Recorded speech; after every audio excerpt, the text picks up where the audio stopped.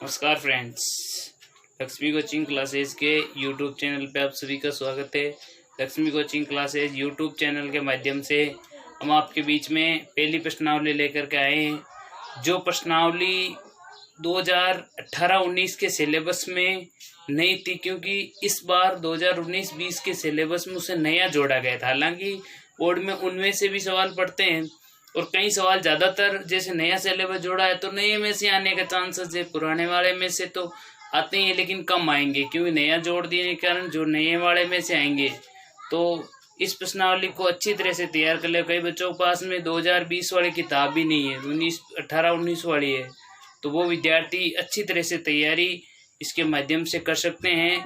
इसलिए आप ज़्यादा से ज़्यादा इस वीडियो को देखें और नए हैं तो शेयर और सब्सक्राइब अवश्य करें और अच्छी तरह से हमारे YouTube चैनल के माध्यम से आप पढ़ाई कर सकते हो, क्योंकि लॉकडाउन के चलते हम लोग ब्लैक बोर्ड पे नहीं पढ़ा पाते, इसलिए आपको नोटबुक में ही हमेशा वीडियोस अपलोड करवाएंगे 8वीं और 10वीं बोर्ड के विशेष। धन्यवाद।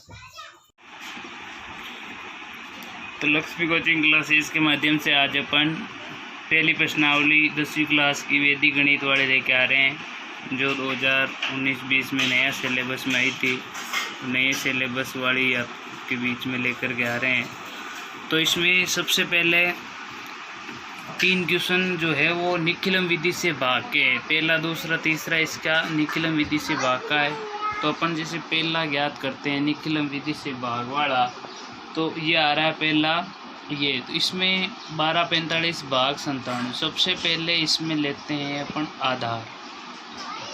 आधार जो होता है वो स्टूडेंट्स हमेशा इसके अकॉर्डिंग लिया जाता है। अगर ये आधार ये 97 यानी संख्या अगर 90 के पास में 90 से बड़ी होती है तो अपन आधार लेते हैं 100। ये आपको 97 यानी 100 के पास में है तो आधार 100 ले लेते हैं।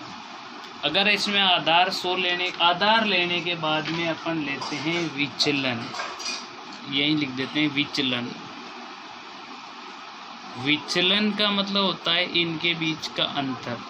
विचलन का एक सूत्र होता है संख्या माइनस आधार। संख्या माइनस आधार, तो संख्या माइनस आधार। लेकिन इतना ध्यान रखना कि इसमें कभी भी निखिलम विधि से भाग देने पर कभी माइनस में जो विचलन है वो नहीं आएगा। तो अब आपके सामने जैसे संख्या है वो है 97, आधार है 100। तो 100 में से 97 निकालते हैं तो आपको पता है कि माइनस के 3 रहते हैं, लेकिन मैंने अभी आपको बताया था कि कभी भी माइनस का नहीं रहता। अब इसमें अगर 2 जीरो है तो इधर भी 2 संख्या रखेंगे तो ये हो गई 0। तो ये हो गया इसका विचलन। विचलन संख्या आधार और विचलन ये निकालना सबसे ज़्यादा निखिलम के अंदर ज़रूरी है। अब जैसे उसके बाद में अपन इसकी शुरुआत करते हैं। शुरुआत करने के लिए आपको बनाना पड़ेगा इस तरह की एक सारणी। इस तरह की सारणी बना करके अब आपको रखना है यहाँ पर, यहाँ रखना है जैसे ये 97 और इधर रखनी है ये विचलन। अब एक लाइन इधर अपन एक लाइनिंग इधर करेंगे। इसमें अपन क्या करेंगे कि अगर आधार के अंदर 2 जीरो है तो इधर से पीछे से 2 संख्या जो होगी वो इधर उतर जाएगी। अब बाकी बची हुई जो संख्या है वो यहाँ उतर जाएगी। इस एक चीज़ का विशेष ध्यान रखना कि ये जो संख्या होती है पहले नंबर वाली,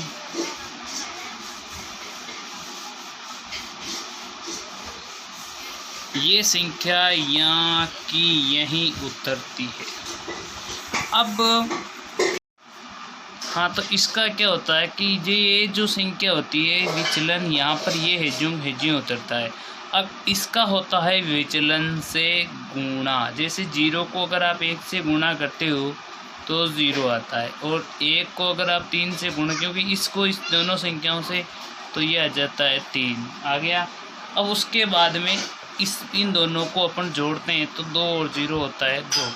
अब अपन क्या करेंगे, इन दोनों का करेंगे गुणा। अब 2 को मैंने अभी बताया इससे जैसे गुणा किया था वही अब अगली संख्या जैसे यहाँ पे आएगी उससे 2 को 0 से गुणा किया 0, 2 को 6 से गुणा 3 से गुणा किया 6।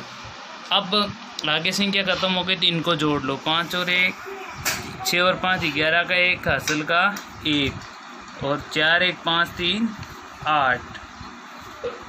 तो ये आगे 12 और ये 81। ये तो होता है स्टूडेंट्स भागफल और ये होता है शेषफल। इसको अच्छी तरह से तैयार कर लेना। अब सेम टू सेम इसी की तरह ये है, इसको देखिएगा।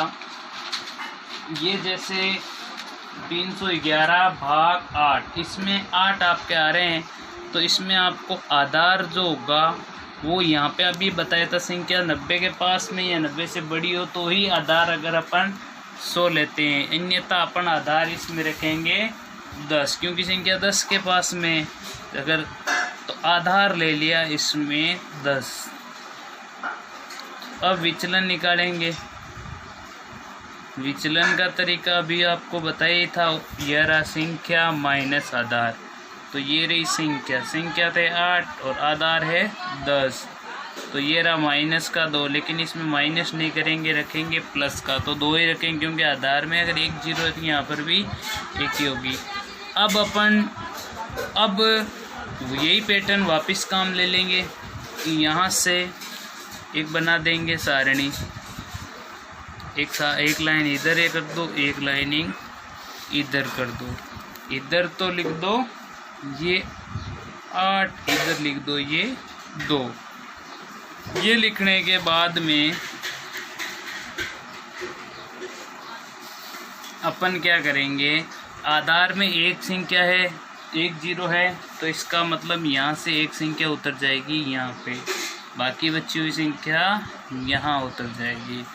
अब अभी आपको बताया था ये संख्या यहाँ की यहीं उतरती है।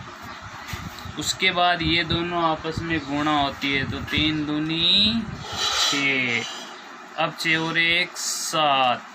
अब 7 को वापस इन दोनों से गुणा होगी तो 7 दूनी हो जाता है 14।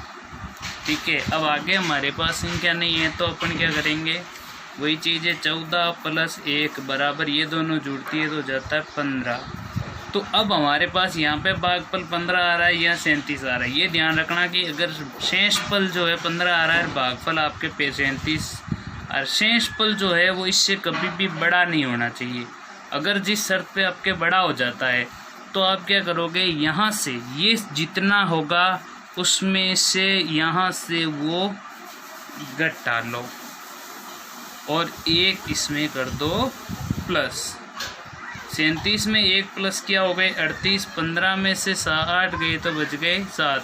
तो ये तो होता है आपका भागफल और ये होता है आपका शेषफल। स्टूडेंट्स इसको अच्छी तरह से तैयार कर ले निकलन विधि से भाग। धन्यवाद। यस स्टूडेंट्स, चौथे से 7वां क्वेश्चन जो है वो वर्ग का है तो इसमें आपको 2 बता देंगे तो बाकी जितने बच्चे हैं 6ठा 7वां आप खुद कर लोगे। सेम टू सेम है, आपको पूरा पैटर्न बताएंगे। अच्छी तरह से वीडियो को पूरा देख लेवे और शेयर और सब्सक्राइब कर देवे ताकि आने वाले वीडियो आपको टाइम पे मिल सके। तो अब देखो, जैसे आपके पास में 103 दिया, वर्ग का मतलब तो स्क्वायर होता है, सभी जानते हैं। अगर आप सीधा 103 को 103 से निकालते हो तो भी आंसर वही आता है। लेकिन वैदिक गणित का नियम होता है कि थोड़ा सा सिस्टम से करते हैं। तो क्योंकि वैदिक गणित सिस्टम बिना नंबर देती नहीं है, सीधा गुणा तो हमें करना नहीं है। तो जैसे सबसे पहले 103 है तो अभी वाला सिस्टम ही है कि इसमें भी सबसे पहले अपन लेंगे आधार। आधार जो है वो जैसे 90 या 90 से बड़ी हो जाती है संख्या तो 100 लेते हैं। तो 100 जैसे संख्या आपके पास में 90 के आसपास वाली या 90 से बड़ी तो ये 103 है तो आधार आप 100 ले लो क्योंकि 100 के ज़्यादा पास में। उसके बाद में अपन निकालेंगे विचलन। विचलन का भी सूत्र आपसे बताया हुआ है पिछले क्वेश्चन में कि इसका होता है संख्या माइनस आधार। संख्या माइनस आधार। तो संख्या आपके है 103, आधार आपके है 100 तो विचलन आ गया 3। अगर इसमें 2 जीरो है तो ये हो जाता है विचलन 0,3। अब इसमें एक सूत्र जो होता है वो महत्वपूर्ण है, सूत्र को अच्छी तरह से तैयार कर ले, क्योंकि छोटा क्वेश्चन वर्ग का पड़ता है स्टूडेंट्स तो 10वीं बोर्ड में। तो सूत्र जो होता है उसको अच्छी तरह से तैयार कर ले। सूत्र है संख्या प्लस विचलन, संख्या प्लस विचलन ऑब्लिक विचलन का स्क्वायर, संख्या प्लस विचलन ऑब्लिक विचलन का स्क्वायर। संख्या आपके है 103 प्लस विचलन है आपके 3, 0,3 ले लो, और विचलन आगे भी 0,3 है तो 0,3 का ले लिया आपने स्क्वायर। 103 और 3 हो गए 106, ऑब्लिक 3 3 हो गए 9। यहाँ पे 0 है क्योंकि यह लगा हुआ है, तो इनको अपन 100 दोनों को साथ में लिख दो, 106 और 0 9। इसके बाद में ये हो जाता है आपका आंसर। अब देखो इसी तरह अपन अगला करेंगे। अगला इसी के जैसा ही है, जैसे 95 का वर्ग पूछा है, तो 95 का वर्ग लेने के लिए वही है बात है। सबसे पहले क्या लोगे, आधार। आधार 90 से बड़ी है तो 100 ले लिया। फिर निकालेंगे विचलन। विचलन का सूत्र भी ये भी आपको बताया हुआ, संख्या माइनस आधार, संख्या माइनस आधार। संख्या स्टूडेंट्स आपके है 95, आधार आपके है 100। अगर आप 95 से 100 निकालोगे तो 5 कम पड़ रहे हैं, माइनस के 5। अब वही पैटर्न आपको सूत्र बताया हुआ था ऊपर वाले सवाल में। सूत्र हर एक वर्ग के अंदर इसी तरह से सवाल करना है, संख्या प्लस विचलन ऑब्लिक विचलन का स्क्वायर। संख्या है आपके 95 प्लस विचलन आपके माइनस का 5 ऑब्लिक माइनस के 5 का स्क्वायर, क्योंकि विचलन माइनस का 5।